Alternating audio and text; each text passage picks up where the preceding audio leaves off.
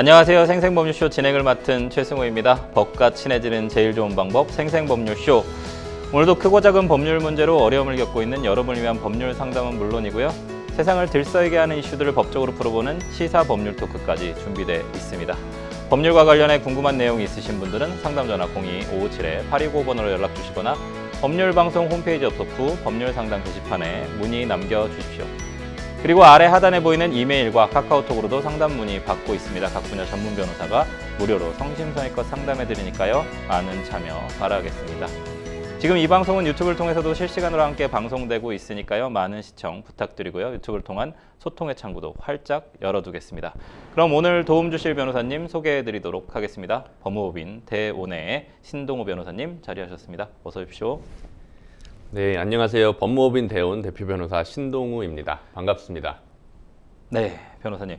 오늘도 억울하고 답답한 분들에게 명쾌상쾌 통쾌한 상담, 유익한 상담 해주시길 기대해 보도록 하겠습니다. 생생법률쇼 그럼 오늘 접수된 상담 미리 살펴볼까요? 직장 갈등이 형사사건으로 3건, 미지급한 양육비 1억 5천만 원 갚아야 하나요? 가짜 영상을 유포한다면 처벌은 상속 포기 시 사망보험금 받을 수 있나? 이렇게까지 다양한 분야의 상담이 접수되었습니다. 잠시 후 변호사님과 함께 속 시원한 해결책 찾아보도록 하겠습니다. 시청자 여러분도 어떤 해결책이 제시가 될지 계속해서 함께 지켜봐 주시면 감사하겠습니다. 생생법률쇼 첫 순서는 판결록 시간입니다. 뉴스와 신문에서 회자되곤 하는 판결에 대해서 자세히 살펴보는 시간인데요. 변호사님, 오늘은 좀 어떤 내용 준비해 주셨을까요? 네, 벌떼 입찰로 총수 자녀 회사에 일감을 몰아줘 공정거래위원회 처분을 받았던 호반건설에 최종 243억 원의 과징금이 확정됐는데요. 대법원 3부는 21일 오전 호반건설 및 계열사들이 공정위를 상대로 제기한 시정명령 및 과징금 납부명령 취소 청구 소송의 상고심 선고 기일을 열고 전체 과징금 608억 원의 약 60%를 취소한 원심 판결을 유지했습니다. 사실 며칠 전에 좀 떠들썩하게 난 판결이에요. 사실은 이제 호반건설이 과거 이제 뭐 호남을 기반으로 해서 급성장한 회사지 않습니까? 또 이제 진보 정권이 들어설 때마다 조금 가파르게 상승하는 매출이 가파르게 상승하는 특히나 이제 국가 LH 산업이랑 이런 것들을 좀 수주를 하면서 문제들이 많았고 이제 편법 증여 아니냐, 그다음에 이제 자녀들에게 승계하는 절차에서 좀 문제가 된 것이 이 과징금 사건인데, 이 과징금 사건에서 대법원은 좀 공교롭게도 자녀들에게 편법 증여나 승계를 한 것이 아니다라는 내용의 어떤 그런 취소 판결을 좀 내린 게 조금 지금 이슈가 되고 있습니다. 먼저 벌떼 입찰이 좀 무엇인지 좀 설명 좀 부탁드립니다. 네, 쉽게 말해 당첨률을 높이기 위한 계열사를 총 출동시킨 건데요. 비유하자면 이렇습니다. 로또 당첨 확률을 높이려고 가족, 친척 뭐 이런 이름을 모두 빌려서 싹 다 응모하는 전략이거든요. 호반건설은 공공택지 입찰에서 경쟁을 피하거나 당첨 확률을 높이기 위해 회장 일가가 소유한 여러 페이퍼 컴퍼니 수준의 계열사를 대거 참여시켰다는 것이 공정위의 판단이었습니다.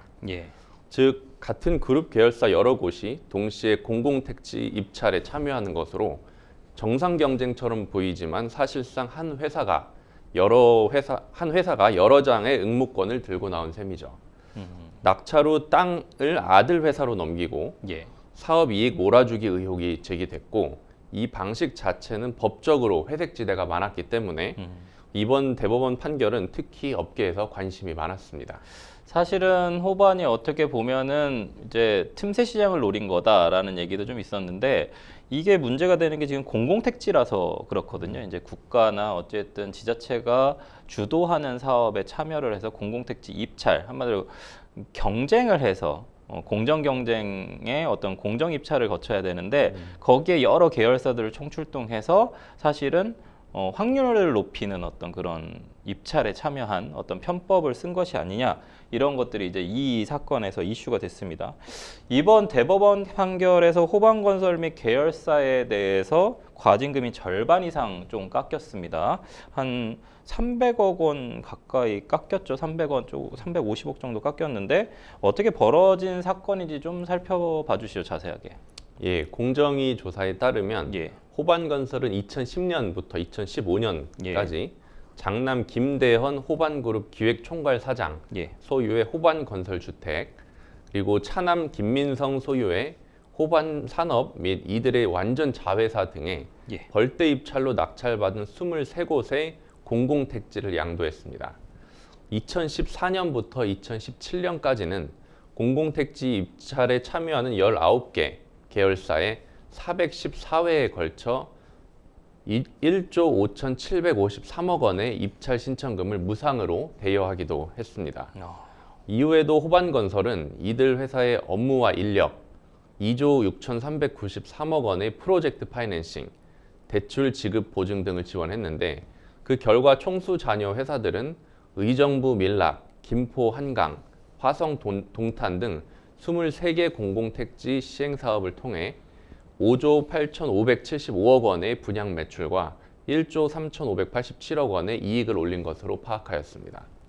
이에 따라 공정위는 2023년 6월 공정거래법을 위반한 호반건설에 시정명령과 과징금 608억 원을 부과했고, 공정위 처분에 불복한 호반건설 측은 2023년 9월 서울고법에 소송을 냈습니다.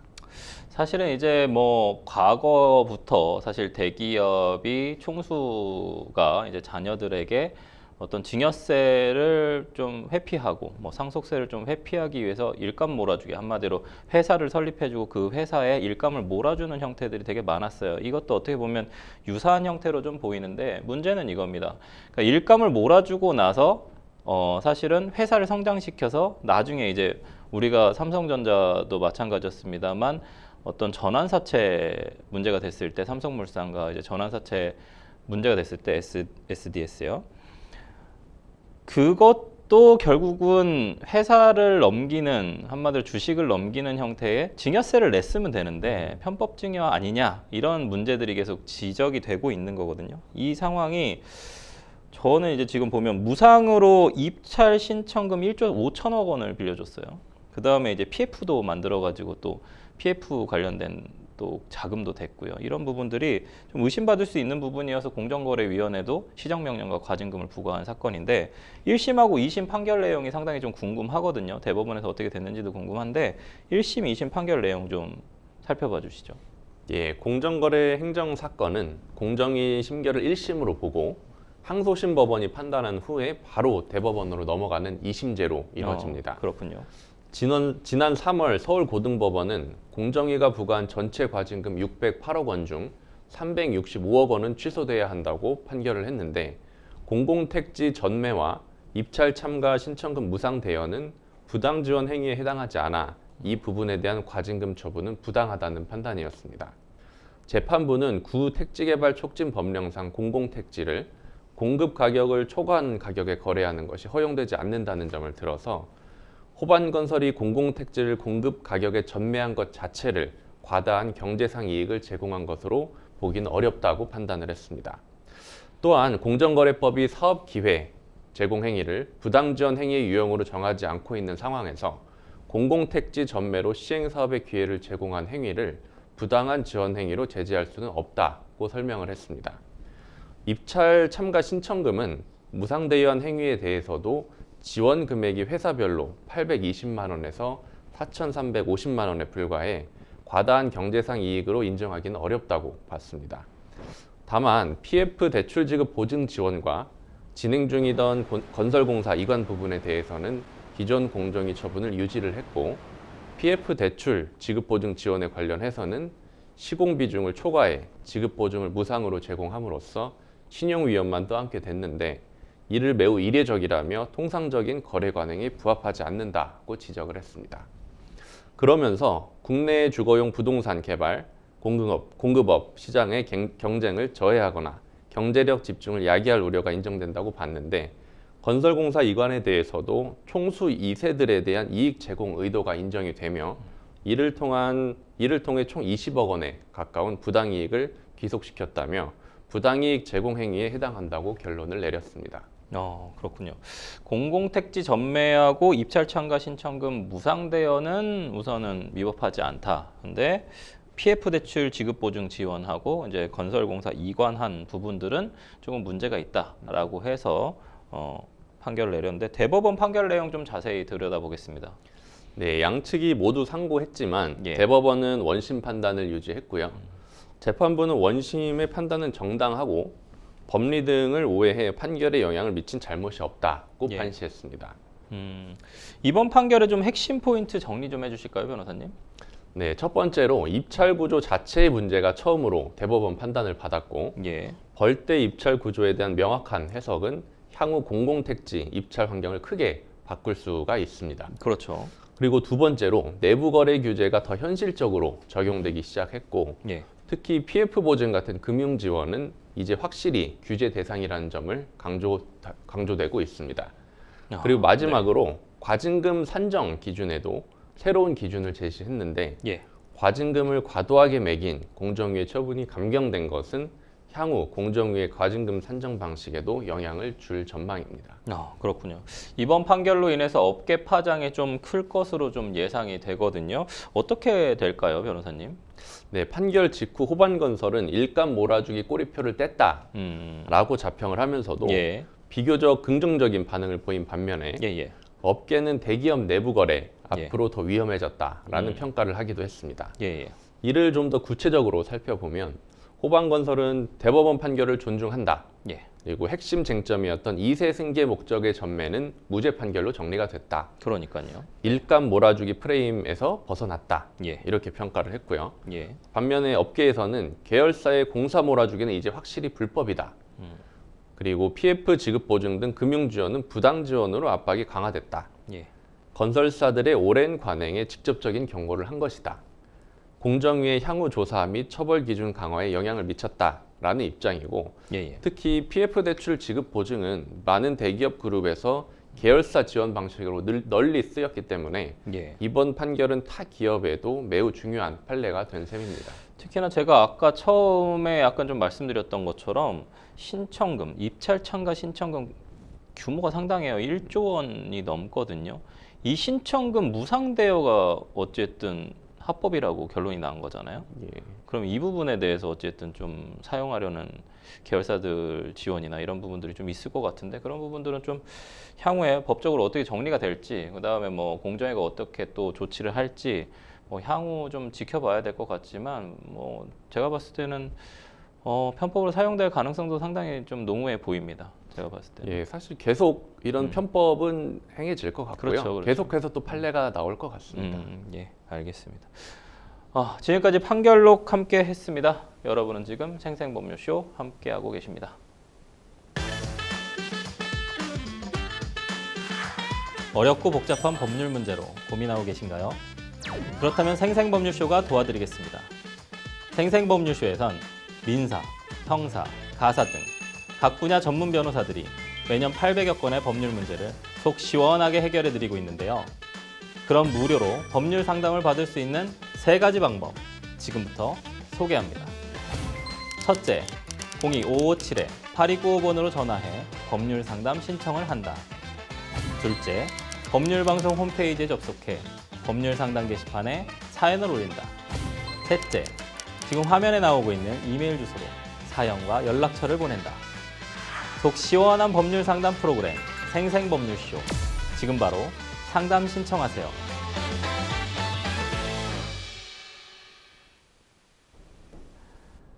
네, 지금부터는 생생법률쇼가 자랑하는 성심성의 무료 법률 상담 시작해 보도록 하겠습니다. 전화 연결되어 있는데 받아보겠습니다. 안녕하세요. 네, 안녕하세요. 네, 안녕하세요. 어떤 점이 궁금해서 연락 주셨을까요? 네, 지금 퇴사를 했는데요. 예. 퇴사한 저에게 소송을 2개 지금 검찰 단계에 지금 진행되고 있고요. 예, 소송 예. 걸어서 예. 그리고 하나는 5월 달이고 하나는 7월 말이에요. 예. 둘 다 스토킹이고요. 예. 그리고 하나는 약식 기소가 돼가지고 예. 지금 약식 기소장을 띄워본 상태예요. 아직 명령은 나오지 않았어요. 예. 50만 원으로 나왔어요. 예. 건조물 침입죄입니다. 예. 예. 그래서 궁금하신 점이 어떤 점이실까요? 지금 이제 퇴사를 해서 예. 제가 이 소송에 대한 압박이 있으니까 예. 금전적으로 지금 엄청 부담이 되고 이런 소송에 대해서 처음 겪은 일이라서 예. 어떻게 해야 될지 그 소송에 대한 합의나 아니면 예. 합의가 안 되면 제가 예. 어떻게 해서 이거를 좀 최소한으로 벌금이 나올 것 같은데 예. 줄일 수 있는 방법이라든가 아니면 여러 가지 있어가지고요. 예예예. 네, 그리고 뭐 제가 약식기소 된 거는 예. 약식기소장을 읽어보니까 그냥 그렇게 그냥 제가 재판을 청구해도 될 사항이더라고요. 그래서 예.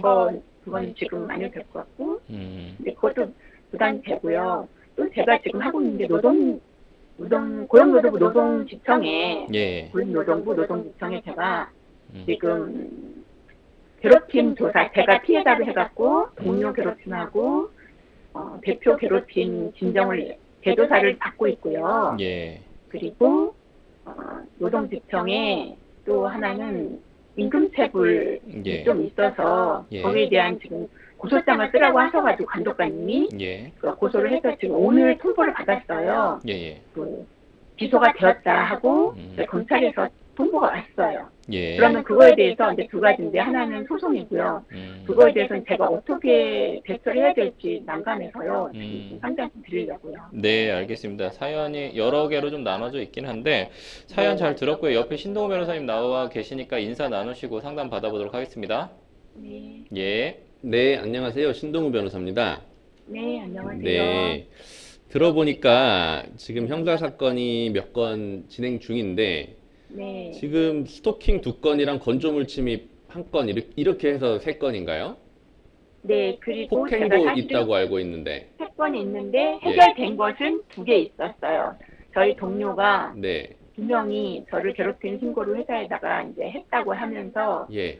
그 신고 제가 통보를 받은 다음에 일주일 있다가 둘 다 형사소송으로 해서 저를 소송을 걸었어요. 그래서 네네. 하나는 제가 무혐의가 됐고요. 하나는 제가 벌금 형으로 해서 30만 원을 해서 약식기소에 약식 명령을 이제 받으셨다는 네. 거죠? 네, 그걸 이제 처분했고 네. 이렇게 2개는 해결했는데 이렇게 3개가 남아있는 상태예요. 음. 그리고 그 전에 예. 긴급 응급조치를 해서 그 스토킹 하나 맨 처음에 5월달 된 게 긴급 응급조치를 해서 네네. 제가 긴급 처분이 되었고요. 예. 한 달 동안 뭐 회사를 오지 마라 이렇게 한 다음에 네. 잠정 조치가 제가 됐는지 안 됐는지 확인하려고 회사를 갔는데 일단 거짓말을 해가지고 막 가라고 해서 저도 파출소에 같이 신고를 했어요. 신고를 했는데 나중에 알아보니 잠정 조치도 기각됐다고 해서 저는 억울했어요. 예. 그러면 그 폭행건은 약식 명령 받고 벌금 30만 원 납부하고 끝난 건가요? 아니면은 정식 재판을 청구할 생각이신가요? 지금 정식 재판 기간도 지났고요. 30만 원 내고 끝나는 상황이에요. 그거는 끝났어요. 그러면은 그거는 그냥 그렇게 마무리된 것으로 보고 네. 이제 스토킹 2건이 네. 좀 문제 같거든요. 네, 처음 게 저기예요. 처음 게 제가 먼저 네. 말씀드리는데 지금 폭행한 애를 접근했다고 해서 스토킹을 회사에서 신고해 준 거예요. 폭행한 네. 그 분에 대한 스토킹이군요. 네, 그렇죠. 네.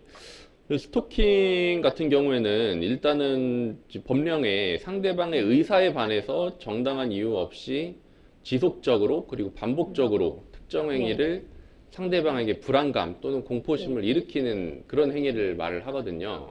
네, 네. 그래서 지금 말씀 들어보니까 그 전에 이제 폭행 사건도 있고 그래서 스토킹이라는 것이 더 쉽게 인정될 수도 있는 상황이긴 해요. 네, 네. 예, 그래서 지금 이 잠정 조치까지 지금 내려졌다면 더 이상 그분한테 연락을 하거나 이런 적은 없으시죠? 잠정 조치는 기각됐어요. 기각됐어요. 그 2건 전부 다? 아니요. 그 첫 번째 동료에 대한 것만 잠정 네. 조치가 기각됐고요. 예, 예. 두 번째 대표가 저를 공간 협박 미수 스토킹으로 예. 7월 달에 말에 한 그 스토킹은 지금 뭐 응급조치랑 상관없이 그냥 검찰 단계에 같은 검사님이 하고 계십니다. 그럼 지금 검찰 단계에 있는 거네요. 네, 두 개 다 같은 검사님이세요. 네. 그러면 요거에 대해서 합의는 좀 시도를 해보셨을까요? 제가 얼마 전에 네. 처음으로 진짜 합의적인 항상 이제 제가 한번 대표님과 면담을 몇 번 했는데요. 대표님은 항상 노동부에 가라. 그리고 뭐 저기 다 알아봐라. 거기서 알아봐라. 노동서에 가서 여기 문의해라. 이렇게 해가지고 제가 면담을 할 수가 없는 상황이었고요. 네. 내용적으로. 근데 제가 처음으로 저희 대표님 아닌 저희 실장님이 계세요.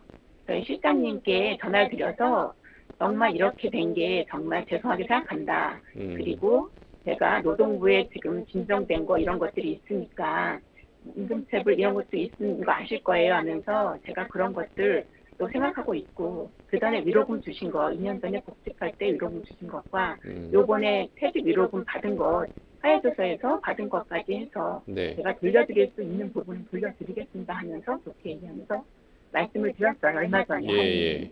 한 2주 전에 된 것 같아요. 그랬는데 이제 저는 합의를 하려고 합의라기보다는 제가 양심적으로 좀 제가 회사 대표님한테 좀 너무했다는 생각도 들고 그렇지만 제가 이 소송에 대해서는 저도 할 말이 있어서 그러니까 그 돌려드린다는 거는 뭐 네. 본인은 합의 의사로 돌려드린다고는 했지만 네네. 이게 명시적으로 합의를 하고 합의서를 쓰는 과정이 필요하거든요. 그러니까 그런 절차는 거치지 않으셨다는 거죠? 네, 그냥 전화로 통화만 하고 그분은 예. 알았어요. 대표님께 말씀드리겠어요 하면서 기다려 보세요 했는데 연락이 없고요. 한 정도 연락이 없고 저도 지금 고민하고 있는 중인데 예. 그분은 되게 그 말을 듣고 갑자기 왜 그러냐 하면서 네. 그렇게 우리한테 맨날 따지고 맨날 마음이 변하고 그랬는데 어떻게 믿느냐 하면서 저한테 그런데 제가 힘들다고 했어요. 저도 3월 달부터 지금 10개월 동안 정신과 지금 치료도 받고 있고 하니까 예. 저도 힘드니까 좀 선처를 해주세요. 그러면서 저도 서로 이제 오해가 있어서 이런 부분이 많이 된 것 같다 하면서 좋게 해결했으면 좋겠다고 얘기했는데 어떤 합의가 된 부분은 없는 거예요. 네. 그래서 스토킹 행위 자체를 우리가 부인하기는 어려운 사안으로 보이고요. 예, 그래서 최대한 합의 쪽으로 진행을 하시는 게 좋아 보여요. 그래서 지금처럼 이렇게 좀 애매한 태도보다는 확실하게 나는 합의를 하고 싶고 그거에 대해서 합의금은 얼마 정도 생각을 하고 있다. 이런 방식이 훨씬 효과적으로 보입니다. 그래서 제가 위로금 두 번 해가지고 그 금액을 전부 다 제가 그걸 받은 이유를 솔직히 잘 모르겠습니다 하면서 서로 이제 오해가 있었고 그걸 풀다가 제가 위로금을 받았는데 그거를 제가 이제 제 생각으로는 합의금 쪽으로 해서 제가 그거를 드릴 수 있습니다라고 했는데 그분은 좋아하시더라고요. 예. 그러면 합의 확률이 훨씬 높아지겠네요. 네네, 좀 좋아하셨어요. 예. 그래서 스토킹 같은 경우에는 만약에 합의만 되면은 또 쉽게 해결되는 경우가 많거든요. 폭행은 지금 끝났고요. 스토킹이요, 스토킹. 스토킹. 제가 잘못 들었어요. 폭행 끝났는데 그 폭행한 애를 이제 징계 대상으로 해서 제가 이제 징계가 됐는데 그 애를 또 접근한다고 해서 저를 또 이제 스토킹 걸었는데요. 저는 좀 억울한 부분이 저도 그 애가 그 동료가 저보다 좀 나이가 어리니까 그 동료가 그 괴롭힘 신고를 해서 회사가 이제 조사를 할 때 저도 그 애한테 오히려 더 많이 힘들었습니다. 갑질, 왕따 이런 것들이 있어서 저도 일할 때 분리 작업도 하고 해서 저도 요번에 괴롭힘 신고를 할 것입니다. 해서 직접 대표님께 카톡도 넣었고 4월 달에 제가 또 노동청에 인정을 했습니다. 왜냐면 회사에서 노동청에 가서 하라고 그래가지고 회사에서 이렇게 괴롭힘 저기를 조사를 안 해주니까 저도 이렇게 했어요. 그래서 그런 것들이 있어서 저는 되게 회사에다가 이렇게 좀 강하게 어필을 했어요. 저는 잘못한 게 없다라고 했는데 지금 말씀하시기에 변호사님은 합의를 좀 잘 해봐라 이렇게 하시는데 저도 지금 노동청에 임금체불 이렇게 된 것도 상당히 스트레스 받고요. 그리고 스토킹 신고 당하면서 제가 그 당한 이유를 생각해보니 저도 괴롭힘 신고를 한 상태에서 회사가 제 건은 조사를 안 했어요. 그리고 3개월 있다 조사를 했어요. 그리고 나서 그 사이 동안 저를 계속 압박을 하면서 소송하고 현행범 체포한다고 계속 저를 만나면 그 관리자가 나와가지고 옆에서 갑자기 튀어나와가지고 신고를 하고 저는 몇 번 이제 신고를 당했지만 다 풀려났는데 마지막에 7월 달에 건조물 치입죄로 현행범 체포된 날은 조사 받고 체포가 됐나요? 건조물 침입죄로? 체포가 됐어요. 저는 몸수색까지 다 했어요. 여경이 와가지고 몸수색도 하고 체포합니다 하고 옆에서 체포해 주세요라고 하면서 체포돼서 조사 받았는데 업무 방해죄와 퇴거 불응죄, 그리고 건조물 침입죄를 다 회사에서 그날 신고를 한 거예요. 고소를 한 거예요. 그런데 오히려 제가 그 폭행을 좀 당했어요. 직접적인 접촉은 없었는데 박스를 세게 차서 관리자가 중간에 제가 한번 다시 물어보니까 어떻게 된 겁니까 물어볼 때 들어오지 마세요 하면서 박스를 세게 차면서 다 제품이 날아가면서 제가 너무 숨이 멎을 것 같았는데 이건 제가 파출소에 아침에 왔을 때 다시 연락을 하세요. 뭐 나쁘게 하면 연락을 하세요. 지금 여기 대기하셔도 됩니다 하고 그랬는데 제가 연락을 해서 진술서를 쓰고 왔어요. 그러니까 이게 지금 양측 간에 너무 감정적인 갈등이 계속 깊어지는 그게 왜냐면 대표님이 저한테 계속해서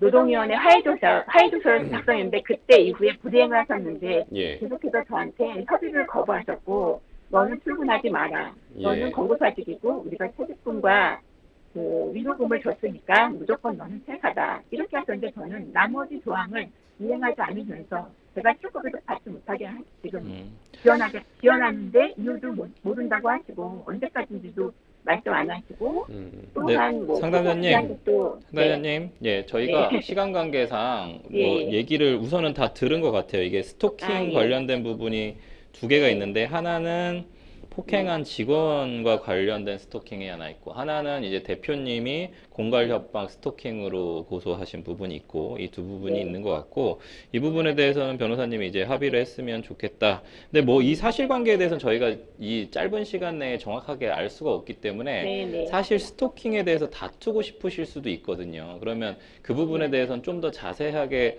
얘기를 좀 법률 전문가의 변호사한테 좀 상담을 받으시고 좀 얘기를 좀 들으시면 더 좋을 것 같아요. 왜냐면 그냥 단순히 합의를 해야 되는 사안이 아닐 수도 있는데 지금 이제 저희가 이제 한정된 시간에 듣다 보니까 아까 이제 합의할 의사가 있다라는 쪽으로 얘기를 하셔서 그러면 스토킹 혐의 자체는 좀 인정을 하시나 보다라고 저희는 받아들이고 그러면 합의에 좀 더 적극적으로 나서야 될 것 같다 이렇게 얘기를 하신 거거든요. 그거가 하나가 있고 그 다음에 저희 지금 임금 체불 관련된 건 저희가 임금을 못 받았다는 얘기시잖아요. 그렇죠. 그거 얼마 못 받으셨어요? 제가 2년 전에 차감한 그 금액이 70만 원이 있고요. 그러니까 총 얼마 못 받으셔서 고소하신 거예요? 총 따지면은 한 400만 원 정도. 노동청에 400만 원 못 받았다고 임금체불로 신고하신 거죠? 네, 맞아요. 그리고 이 업무방해 사건하고 건조물 침입하고 퇴거 불응한 거는 그 건조물에 왜 들어가신 거예요? 제가 협의하려고요. 협의하려고. 네, 그리고 미리 말씀드렸고 그날 제가 카톡으로 대표님께 말씀까지 올리고 대표님도 그날 저를 보셨는데 상담을 말씀하셨는데 저한테 아무 말씀도 안 하셨어요. 제가 여쭤볼게요. 제가 여쭤보고 답변 듣겠습니다. 이 업무방해하고 퇴거 불응은 고소를 당하셨어요? 네. 고소당해서 지금 경찰 조사 중이세요? 경찰 조사는 끝났고요. 네, 검찰로 넘어갔나요? 네, 넘어갔어요. 이거는 뭐 약식 명령이나 이런 게 나오진 않았고요, 아직. 그게 퇴거 불응 그거는 무혐의가 됐어요. 이거는 무혐의 나왔나요? 업무방해. 넘어간 게 아니고 넘어간 거는 제가 죄송합니다. 넘어간 거는 건조물 침입죄만 넘어가서 지금 약식 기소가 된 겁니다. 건조물 침입은 약식 기소됐고요. 네. 그러면 지금 남아 있는 게 아까 폭행한 분에 대한 스토킹?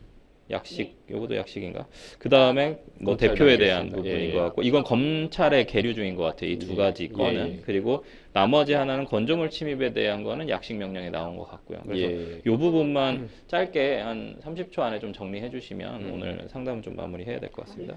스토킹 같은 게 제가 마지막으로 정리를 좀 해드릴게요. 스토킹 같은 경우에는 본인이 어느 정도 혐의를 인정을 하고 합의 의사가 있으시면 좀 적극적으로 합의금을 본인이 생각을 해보시고 합의를 적극적으로 좀 진행을 하시는 게 가장 좋고요. 그다음에 건조물 침입 같은 경우에도 만약에 본인이 억울한 부분이 있다.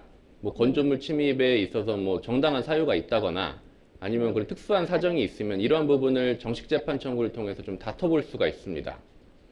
그렇게 좀 정리를 제가 해드릴게요. 네, 상담자님 방금 좀 얘기 들으셨죠? 그러니까 스토킹 관련된 사건은 합의와 관련된 부분인데 형사 조정 신청하는 것도 괜찮겠죠? 그것도 괜찮습니다. 예, 검찰에 조정 신청해서 합의를 좀 다리를 놔주는 부분도 있거든요. 그래서 요거를 검찰에다가 조정 신청 한번 해보시는 거 좋을 것 같고요. 그다음에 임금 체불은 임금 체불대로 따로 받으시고 그다음에 이제 대표가 어쨌든 기소됐다고 하셨으니까 그거는 그 따로 또 처리하시면 될 것 같고 방금 얘기해 주신 것처럼 건조물 침입 관련된 부분은 만약에 억울하신 부분이 나오시면 정식 재판 청구해가지고 다퉈볼 수 있는 사안이 있거든요. 근데 이거를 하나하나 좀 이렇게 나눠서 좀 생각하셔야 되는데 지금 약간 막 다 복합적이다 보니까 막 얘기하시니까 요거를 사실은 이제 주변에 법률 전문가인 변호사의 좀 조력을 조금 더 받으면 좋을 것 같아요. 저희가 상담 시간이 제한이 있어서 오늘 상담은 좀 여기까지 마무리해야 될 것 같고 그래도 거의 모든 부분에 대해서 말씀드렸으니까 시간 관계상 좀 저희가 빨리 끊는 부분은 좀 이해해 주시면 감사하겠습니다. 예, 저 이렇게 많이 얘기를 한 줄도 몰랐고 시간이 이렇게 된지도 사실은 잘 몰라서 너무 죄송하고 이렇게 간단하게 답변, 예, 확실하게 답변 주셔서 감사하고요. 복합적인 문제라서 제가 좀 많이 알아볼게요. 네, 저희 방송은 유튜브를 통해서 다시 재방송으로 돌려보실 수도 있고요. 그 다음에 이제 뭐 저희 방송 자체도 재방송이 계속 되니까요. 혹시 이해 안 되시는 부분들 있으시면은 다시 인터넷으로 찾아보셔서 여러 번 돌려보시면 좀 이해되실 것 같고요. 그 다음에 또 궁금하신 점 있으시면 또 연락 주시고요. 오늘 전화 주셔서 감사합니다. 네, 감사합니다. 네, 감사합니다. 네, 수고하세요. 네, 변호사님, 이게 사실 일상에서 살다 보면 발생할 수 있는, 회사 생활을 하다 보면 발생할 수 있는 부분인 것 같아요. 물론 감정적인 부분들이 많이 들어가 있어서 조금 저희가 이제 법률적으로 판단하는 것보다 조금 더 확대돼서 얘기가 많아지는데 사실 법적으로는 좀 심플한 부분들이죠, 그죠? 그렇죠. 법적으로 뭐 법리적으로 복잡하다거나 뭐 이런 부분은 사실 아닙니다. 그렇죠. 그래서 사실 마지막으로 이제 상담자님한테 혹시나 뭐 도움되실 수 있는 부분들이나 이런 부분 말씀 한 말씀 듣고 저희 넘어가도록 하겠습니다. 예, 말씀하신 대로 스토킹 같은 경우는 형사 조정 제도를 이용할 수도 있고요. 그 전에 이제 합의를 할 수 있는데 이제 하나 주의해야 될 점이 스토킹을 이제 합의를 한다고 이 스토킹 행위가 또 반복되는 경우가 있습니다. 그렇죠. 그래서 이렇게 피해자에게 추가로 연락하거나 접촉하는 것도 좀 주의를 해주시고 이럴 경우에는 보통은 이제 제3자를 통해서 합의를 하거나 아니면 변호사를 선임했다면 변호사를 통해서 합의를 하는 것이 제일 좋습니다. 네. 신동호 변호사님께서 정말 명쾌하게 말씀 주신 것 같아요. 뭐 잠정 조치 얘기도 계속 나오고 이런 부분 2차 가해 관련된 부분도 있을 수 있기 때문에 뭐 보복 범죄나 이런 부분 더 강하게 처벌받을 수 있어서 좀 조심하셔야 될 것 같습니다. 아무쪼록 상담자님한테 많은 도움 됐으면 좋겠습니다. 저희는 여기까지 전화 상담 마무리하도록 하겠습니다. 여러분은 지금 생생보험쇼 함께하고 계십니다.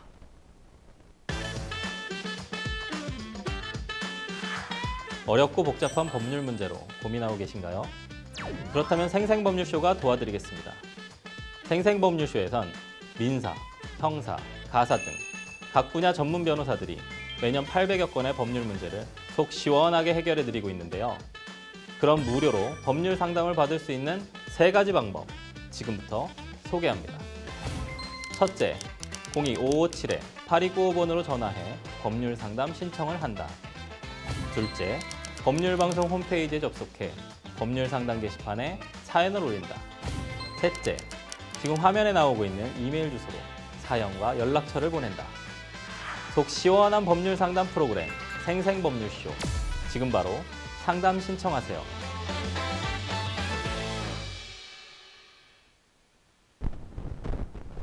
자, 이번에는 법률방송 이메일을 통해 들어온 여러분의 고민을 해결해 드리도록 하겠습니다. 어떤 고민 내용인지 함께 보실까요? 저는 2011년에 전처와 이혼했습니다. 당시에는 제가 교도소에 수감 중이라 재판에 참석하지 못했고 서류로만 이혼이 진행됐습니다. 전처와의 사이에서 아이가 셋 있습니다. 2004년생, 2005년생, 그리고 2007년생입니다. 이혼하면서 양육비를 지급하라는 판결이 나왔는데 제가 당시 갇혀 있었던 터라 7년 동안 양육비를 지급하지 못했습니다. 이후에도 경제적으로 어려운 상황이 계속되어 기초생활수급을 받기 시작했습니다. 전처 역시 장애가 있어 일상적인 소득이 없다고 알고 있습니다. 저는 양육비를 조금이라도 갚기 위해 최근부터 매달 20만 원에 30만 원씩 꾸준히 보내고 있습니다. 2018년부터 총 지급한 금액이 200만 원 정도입니다. 전처는 법률구조공단의 도움을 받아 양육비 청구를 계속하고 있는데 저는 1억 5천만 원을 갚아야 한다고 합니다. 이런 상황에서 제가 양육비를 계속 지급해야 하는 건지 면제할 방법은 없는지 궁금합니다라고 질문 주셨습니다. 양육비를 아직 지급하지 못한 과거 양육비 총액이 1억 5천만 원이라고 하는 것 같아요. 이혼 당시에 자녀 3명에 대해서 좀 어떻게 산정된 금액일까요, 변호사님? 예, 양육비 1억 5천만 원까지 누적된 것은 사실은 뭐 많아 보일 수도 있지만 이게 막 지나치게 비정상적인 경우는 아닙니다. 따져보면 세 자녀 모두 미성년자였던 시기에는 자녀 한 명당 월 40만 원에서 60만 원 정도 양육비가 산정되는 경우가 많고, 이를 단순히 합산하면 매월 120만 원에서 180만 원의 지급 의무가 발생합니다. 사연자분은 수감 중이어서 소득이 있는 상황은 아니었지만 양육비 판결이 내려진 이상 수감 중이라고 해서 지급 의무가 중지되지는 않습니다. 다만 이러한 수감 사실들을 바탕으로 양육비 감액 심판 청구를 한다면 중요한 첨작 사유가 될 수는 있습니다. 결론적으로 이러한 사정이 겹치면 10년 가까운 기간 동안 양육비가 계속 누적될 수 있고, 그 결과가 1억 원대의 채무로 나타나는 것은 오히려 자연스러운 구조라고 볼 수도 있습니다. 사실 상담자님께서 지금 교도소에서 수감 중이었기 때문에 양육비에 대해서 이제 방금 얘기해 주신 것처럼 1억 정도 나오는 건데, 혹시 이자가 붙은 거이기도 합니까? 이 부분이? 네, 양육비는 매월 지급 기일이 도래하면 그때부터 지연 손해금이 발생하는 것이 원칙입니다.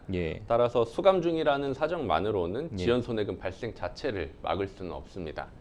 수감 중에는 소득 활동이 불가능해서 양육비 지급이 객관적으로 불가능했다는 점은 양육비 감액 심판 청구 시 참작 사유가 될 수 있고, 특히 사연자분처럼 수감 기간 동안 사실상 경제 활동이 불가능했다는 점, 그리고 출소 후에도 생계가 어려워 양육비를 지급할 여력이 없었다는 점 등이 이제 객관적으로 확인되면 과거 양육비 전체에 대한 감액이나 조정이 충분히 가능할 수 있습니다. 지급 능력의 상실이 장기적으로 지속되었다는 사정은 법원이 매우 중요하게 고려하는 요소입니다. 2018년부터 좀 총 지급한 금액은 200만 원이라고 좀 얘기를 하셨어요. 이 양육비를 일부를 좀 그래도 꾸준히 좀 지급하려고 하는 상황으로 좀 볼 수 있을지 이것도 궁금하긴 한데, 강제집행 중단이나 감액 사유로 좀 인정이 될 수 있는지, 그리고 이제 현재 기초생활수급자라는 이 신분이 양육비 감액 조정 신청에 조금 영향을 줄 수 있는지 이 부분 궁금하거든요. 네, 양육비 일부를 지급했다는 사정만으로는 강제 집행을 중단시킬 수는 없고, 그렇군요. 2018년부터 월 20에서 30만 원씩 꾸준히 지급한 사실은 양육비 지급 의사가 있음을 입증하고 감액 심판 시 유리한 정황으로 작용할 수는 있습니다. 또한 기초생활수급자로서 경제적으로 극히 어려운 상황임에도 불구하고 양육비를 지급하려고 노력한 점은 법원이 감액 여부를 판단할 때 긍정적으로 고려될 수 있습니다. 기초생활수급자라는 것은 국가가 인정한 최저생계비 이하의 소득 상태를 의미하므로 양육비 부담 능력이 극히 제한적임을 객관적으로 입증하는 중요한 자료가 될 수 있기 때문입니다. 그러니까요. 양육비 이 좀 전처가 장애가 있다는 부분 때문에 사실 저는 너무 안타까운 사연인데, 이 전처가 양육비 마련에 좀 이제 어려움이 있다. 국가가 좀 대신 지급하는 양육비 이행 관련 제도를 좀 신청할 수도 있습니까? 네, 양육비 이행 확보 및 지원에 관한 법률 제14조에 따라서 양육비 채무자가 양육비를 이행하지 않아 자녀의 복리가 위태로운 경우 국가가 한시적으로 양육비를 긴급 지원하는 제도가 있습니다. 전처가 장애로 인해 소득이 없다면 요건을 충족할 가능성이 높습니다. 그래서 전처가 양육비 이행 관련해 긴급 지원을 신청할 수가 있고, 이 경우 국가가 먼저 양육비를 지급하고 나중에 상담자에게 구상권을 행사하게 됩니다. 여기서 주의할 점은 긴급 지원은 국가가 양육비를 대신 지급하는 것이지 상담자의 양육비 채무를 면제하는 것이 아닙니다. 따라서 상담자는 여전히 국가에 대해 양육비 상환 의무를 부담하게 됩니다. 사실은 좀 너무 안타까운 사연인 것 같아요. 한 명은 기초생활수급자고 한 명은 또 이제 장애를 갖고 계시고 직장 생활이나 이런 어떤 소득 활동을 못 하실 수 있는데 아이는 또 셋입니다. 이미 상당히 좀 안타까운 사연이라서 국가나 사회의 보장제도를 좀 잘 이용할 수 있어야 될 것 같은데, 지금은 우선 지금 말씀드린 대로 좀 긴급 지원하는 제도를 좀 이용해 보시는 게 상담자님한테 좀 도움이 될 것 같습니다. 그리고 감액 신청이나 이런 조정 제도 좀 이용하시는 게 더 좋을 것 같습니다. 저희는 첫 번째 이메일 상담 여기서 마무리하고요. 두 번째 이메일 상담 넘어가 보도록 하겠습니다. 두 번째 이메일 상담 내용 보실까요? 정말 어이없는 일을 당했습니다. 평소 저와 사이가 좋지 않던 지인이 AI를 활용해 제가 경찰서로 연행되는 영상을 만들고 이를 SNS에 유포해서 저를 조롱했습니다. 완전히 거짓으로 만들어진 영상을 보고 사람들이 믿을까 걱정도 되고 너무 화가 납니다. 그 지인을 처벌받게 할 방법은 없을까요? 라고 질문 주셨는데 요즘 기술이 너무 발달하다 보니까 이런 일도 있네요. 사실 좀 처음 보는 행위인데 연행되는 영상이에요. 이거 처벌할 수 있습니까? 처벌 대상이 될 수는 있습니다. 예. 다만 상담자의 사례는 성적인 내용이 아닌 그러니까요. 일반적인 허위 영상이므로 적용 가능한 법률이 사실 제한적일 수는 있습니다. 네.